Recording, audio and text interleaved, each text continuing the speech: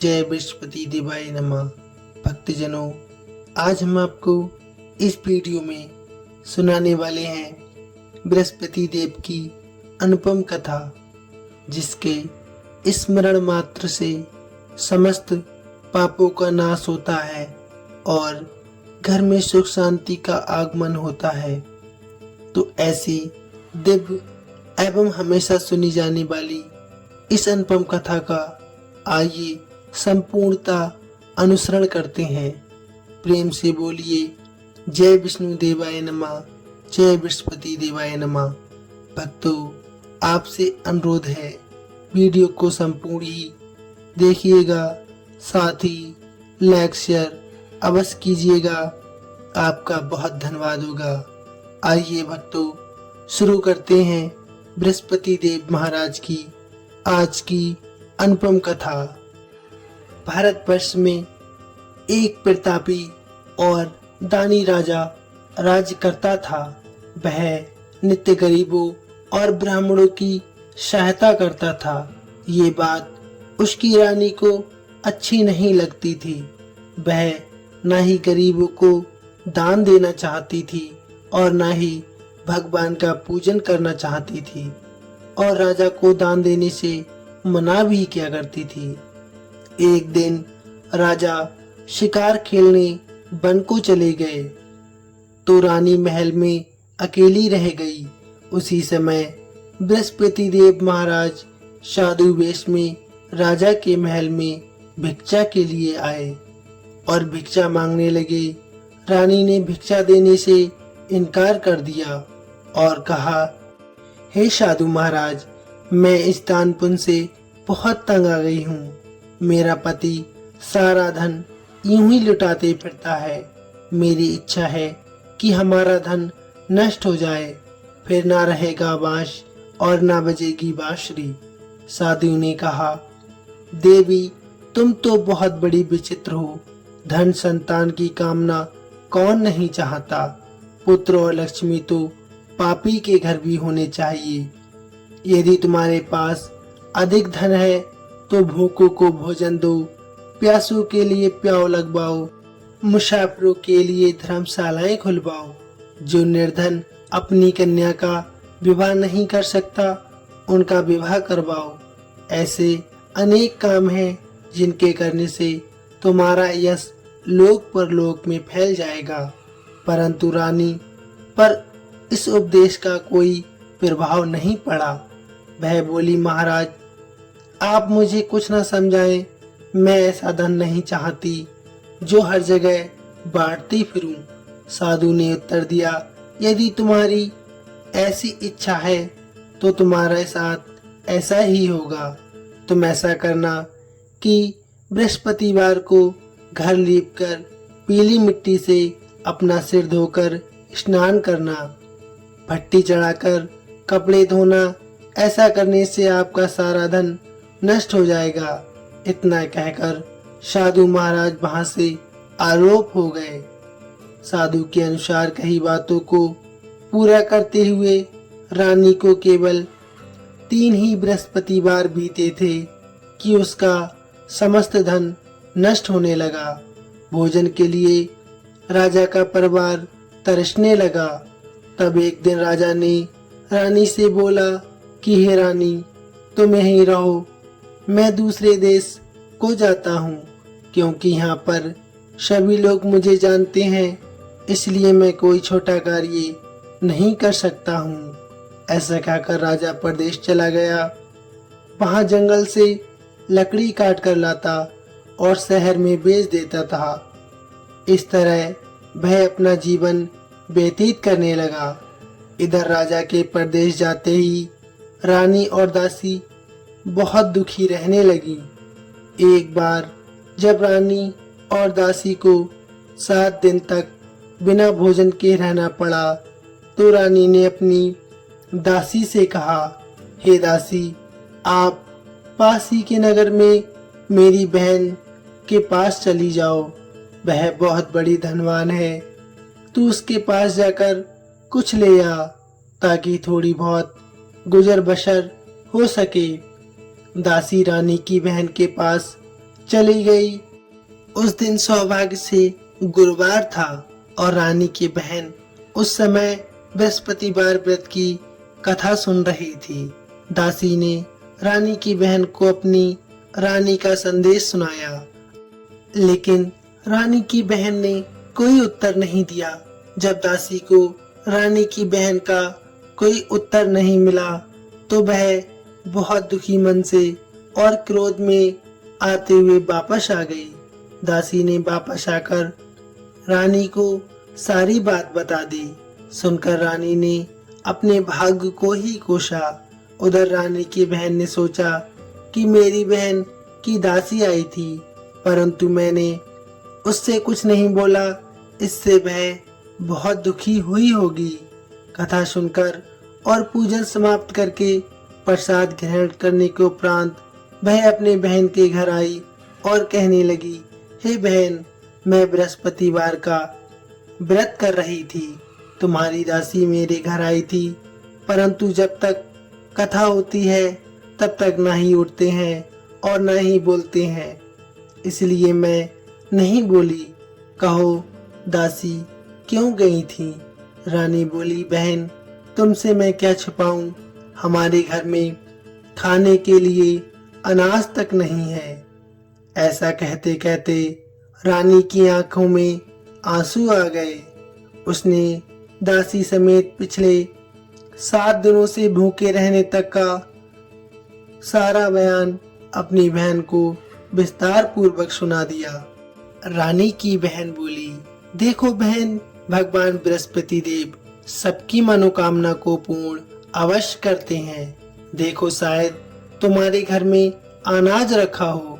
पहले तो रानी को विश्वास नहीं हुआ, पर बहन के आग्रह करने पर उसने अपनी दासी को अंदर भेजा तो उसे सचमुच अनाज से भरा एक घड़ा मिल गया। ये देखकर दासी को बड़ी हैरानी हुई। दासी रानी से कहने लगी, हे रानी, जब हमको भोजन नहीं मिलता तो हम व्रत ही तो करते हैं, इसलिए क्यों ना इनसे व्रत कथा और विधि पूछ ली जाए ताकि हम भी व्रत कर सकें। तब रानी ने अपनी बहन से बृहस्पतिवार व्रत के बारे में पूछा। उसकी बहन ने बताया, बृहस्पतिवार के व्रत में चने की दाल और मुनक्का से विष्णु भगवान का केले की जड़ में पूजन करें तथा दीपक जलाएं, व्रत कथा सुने और पीला भोजन ही करें। इससे बृहस्पति देव बहुत प्रसन्न होते हैं। व्रत और पूजन विधि बताकर रानी की बहन अपने घर लौट गई। 7 दिन के बाद जब गुरुवार आया तो दोनों रानी और दासी ने व्रत रखा। गुड़साल में जाकर चना और गुड़ लेकर आ गईं। फिर उससे केले की जड़ तथा विष्णु भगवान का पूजन किया। अब पीला भोजन कहाँ से लाएं, इस बात को लेकर दोनों बहुत दुखी थी। चूंकि उन्होंने व्रत रखा था इसलिए बृहस्पति देव उनसे प्रसन्न थे, इसलिए वे एक साधारण व्यक्ति का रूप धारण करके थालों में सुंदर पीला भोजन सजाकर दासी को दे गए। भोजन पाकर दासी बहुत प्रसन्न हुई और फिर रानी से कहने लगी, आइए भोजन ग्रहण करते हैं। उसके बाद वे सभी गुरुवार को व्रत और पूजन करने लगी। बृहस्पति भगवान की कृपा से उनके पास फिर से अपार धन संपत्ति आ गई, परंतु रानी फिर से पहले की तरह आलस करने लगी। तब दासी बोली, देखो रानी, तुम पहले भी इस प्रकार का आलस करती थी। तुम्हें धन रखने में कष्ट होता था, इस कारण सभी धन नष्ट हो गया, और जब अब भगवान बृहस्पति देव की कृपा से धन मिला है तो तुम्हें फिर से आलस होता है। रानी को समझाते हुए दासी कहती है कि बड़ी मुसीबतों के बाद हमने ये धन पाया है, इसलिए हमें दान पुण्य करना चाहिए, भूखे मनुष्यों को भोजन करवाना चाहिए और धन को शुभ कार्यों में खर्च करना चाहिए, जिससे तुम्हारे कुल का यश बढ़ेगा, स्वर्ग की प्राप्ति होगी और पितृ प्रसन्न होंगे। दासी की बात सुनकर रानी अपना धन शुभ कार्यों में खर्च करने लगी, जिससे पूरे नगर में उसका यश फैलने लगा। बृहस्पतिवार व्रत कथा के बाद श्रद्धा के साथ आरती की जानी चाहिए। इसके बाद प्रसाद बांटकर उसे ग्रहण करना चाहिए। इधर राजा एक दिन बहुत दुखी होकर जंगल में एक पेड़ के नीचे आसन जमा कर बैठ गया। वह अपनी दशा को याद करके बहुत व्याकुल होने लगा। बृहस्पतिवार का दिन था। एकाएक उसने देखा कि निर्जन वन में एक साधु प्रकट हुआ। वह साधु वेश में स्वयं बृहस्पति देव थे। लकड़हारे के सामने आकर बोले, हे लकड़हारे, इस सुनसान जंगल में तू चिंता मगन क्यों बैठा है? लकड़हारे ने दोनों हाथ जोड़कर प्रणाम किया और उत्तर दिया, महात्मा जी, आप सब कुछ जानते हैं, मैं क्या कहूँ। ये कहकर वह जोर जोर से रोने लगा और साधु महाराज को अपनी आत्मकथा सुनाने लगा। महात्मा जी ने कहा, तुम्हारी स्त्री ने बृहस्पति भगवान का अपमान किया था, जिसके कारण रुष्ट होकर उन्होंने तुम्हारी ये दशा कर दी थी। अब तुम चिंता मत करो, मेरे कहने पर चलो, मैं तुम्हारे सारे कष्ट दूर कर दूंगा और भगवान पहले से भी अधिक संपत्ति देंगे। तुम बृहस्पति के दिन कथा किया करो, 2 पैसे के चने मुनक्का लाकर उसका प्रसाद बनाया करो और शुद्ध जल से लोटे में शक्कर मिलाकर अमृत तैयार किया करो। कथा के पश्चात अपने सारे परिवार और सुनने वाले प्रेमियों में अमृत व प्रसाद बांटकर आप भी ग्रहण किया करो। ऐसा करने से भगवान तुम्हारी सब मनोकामनाएं अवश्य पूर्ण करेंगे। साधु के ऐसे वचन सुनकर लकड़हारा बोला, हे प्रभु, मुझे लकड़ी बेचकर इतना पैसा नहीं मिलता जिससे मैं भोजन के उपरांत कुछ बचा सकूं। मैंने रात्रि में अपनी स्त्री को व्याकुल देखा है। मेरे पास कुछ भी नहीं है जिससे मैं उसकी खबर मंगा सकूं। साधु ने कहा, हे लकड़हारे, तुम किसी बात की चिंता मत करो। बृहस्पति के दिन तुम रोजाना की तरह लकड़ियां लेकर शहर को जाना। तुमको रोज से दुगना धन प्राप्त होगा, जिससे तुम भली भांति भोजन कर लोगे तथा बृहस्पति देव की पूजा का सामान भी ले लोगे। इतना कहकर साधु अंतर ध्यान हो गए। धीरे धीरे समय व्यतीत होने पर फिर बृहस्पतिवार का दिन आया। लकड़हारा जंगल से लकड़ी काटकर किसी शहर में बेचने गया। उसे उस दिन और दिन से अधिक पैसा मिला। राजा ने चना गुड़ आदि लाकर गुरुवार का व्रत किया। उस दिन से उसके सभी कलेश दूर होने लगे। परंतु जब दोबारा गुरुवार का दिन आया तो बृहस्पतिवार का व्रत करना वह भूल गया। इस कारण बृहस्पति देव नाराज हो गए। उस दिन उस नगर के राजा ने विशाल यज्ञ का आयोजन किया था तथा शहर में ये घोषणा करवा दी थी, कोई भी मनुष्य अपने घर में भोजन ना बनाए, ना आग जलाए। समस्त जनता मेरे यहाँ पर भोजन करने आए। इस आज्ञा को जो न मानेगा उसे फांसी की सजा दी जाएगी। इस तरह घोषणा संपूर्ण नगर में करवा दी गई। राजा की आज्ञा अनुसार शहर के सभी लोग भोजन करने गए, लेकिन लकड़हारा कुछ देर से पहुंचा। इसलिए राजा उसको अपने साथ अपने घर ले गए और ले जाकर भोजन करा रहे थे तो रानी की दृष्टि उस खूंटी पर पड़ती है जिस पर उसका हार लटका हुआ था। वह वहां पर दिखाई नहीं दिया। रानी ने निश्चय किया कि मेरा हार इस मनुष्य ने चुरा लिया है। उसी समय सिपाहियों को बुलाकर उसको कारागार में डलवा दिया गया। जब लकड़हारा कारागार में पड़ गया और बहुत दुखी होकर विचार करने लगा कि ना जाने कौन से पूर्व जन्म के कर्म से मुझे ये दुख प्राप्त हुआ है। उसी साधु को याद करने लगा। जो जंगल में मिला था। उसी समय तत्काल बृहस्पति देव साधु के रूप में प्रकट हुए और उसकी दशा को देखकर कहने लगे, अरे मूर्ख, तूने बृहस्पति देव की कथा नहीं करी, इस कारण तुझे दुख प्राप्त हुआ है। अब चिंता मत कर, बृहस्पतिवार के दिन कारागार के दरवाजे पर 4 पैसे पड़े मिलेंगे तुझे।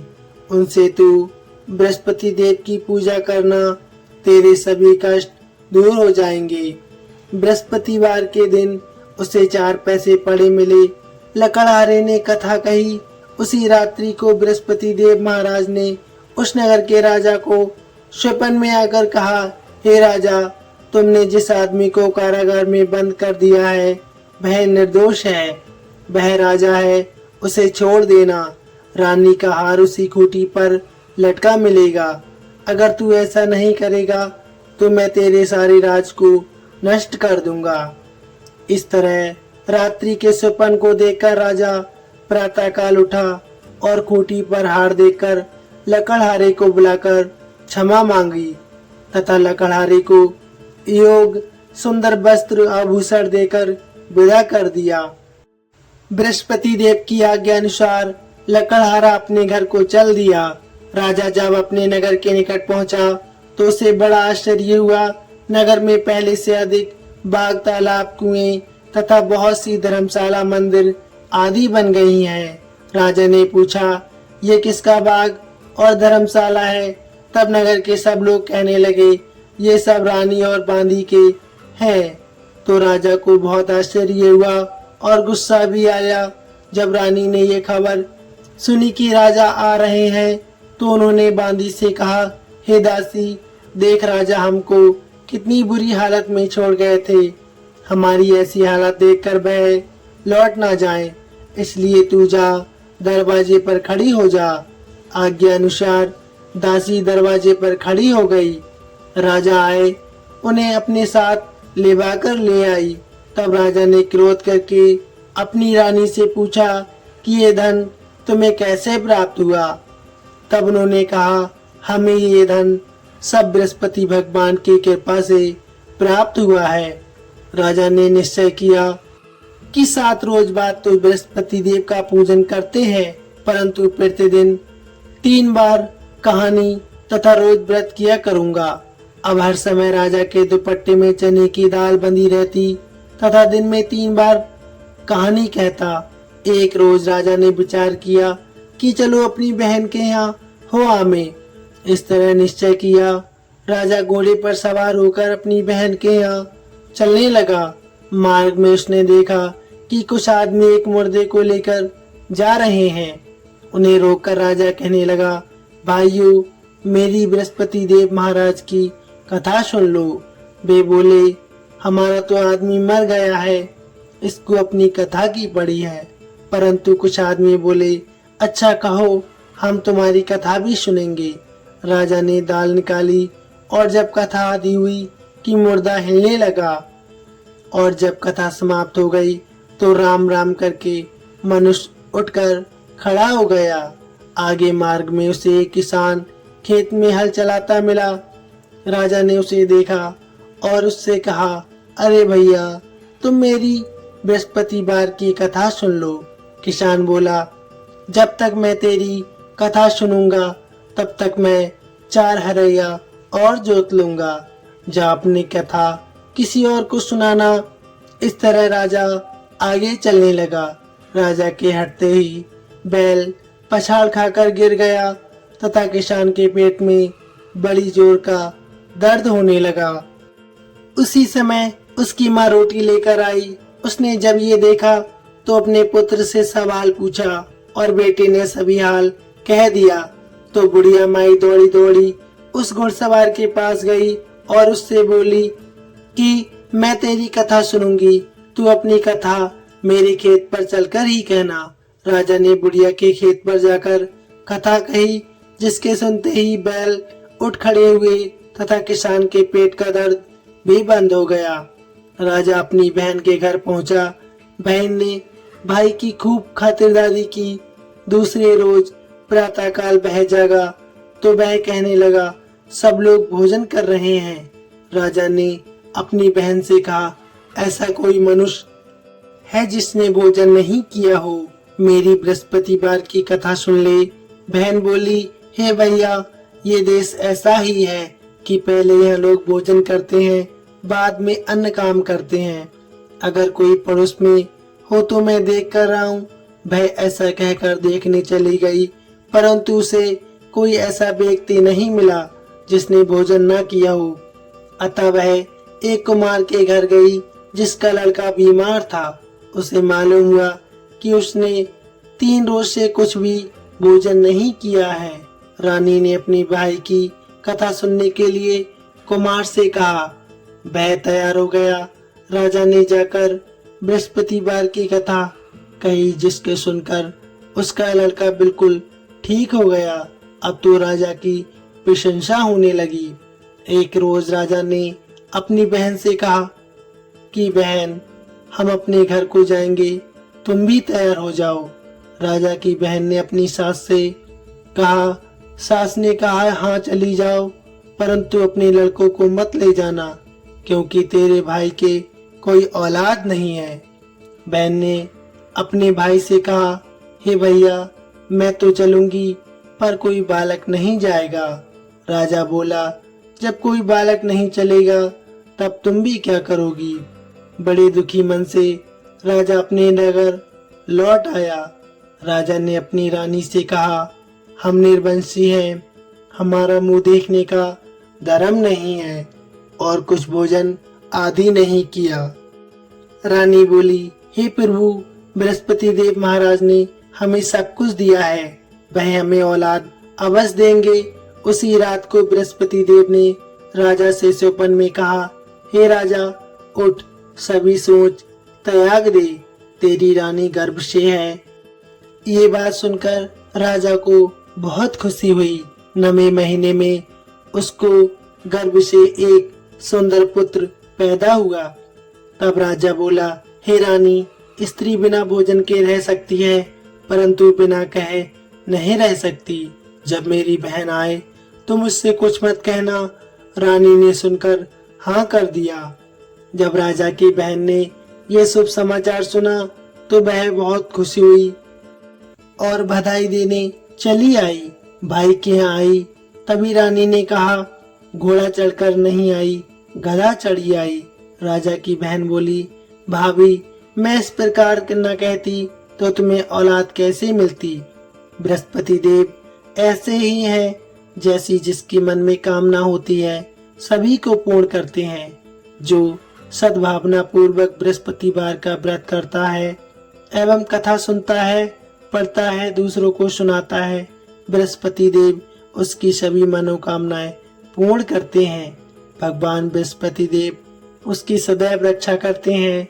संसार में जो मनुष्य सद्भावना से भगवान जी का पूजन व्रत सच्चे हृदय से करता है तो उनकी सभी मनोकामनाएं अवश्य पूर्ण होती हैं। जैसी सच्ची भावना से रानी और राजा ने उनकी कथा का गुणगान किया तो उनकी सभी इच्छाएं भगवान जी ने पूर्ण की थीं। इसलिए पूर्ण कथा सुनने के बाद प्रसाद लेकर जाना चाहिए। हृदय से उनका मनन करते हुए जयकारा बोलना चाहिए। बोलिए, बृहस्पति महाराज की जय, भगवान विष्णु की जय। कमेंट में अवश्य लिखिए, जय विष्णु भगवान। दोस्तों, वीडियो कैसी लगी प्लीज कमेंट में अवश्य बताइए। धन्यवाद।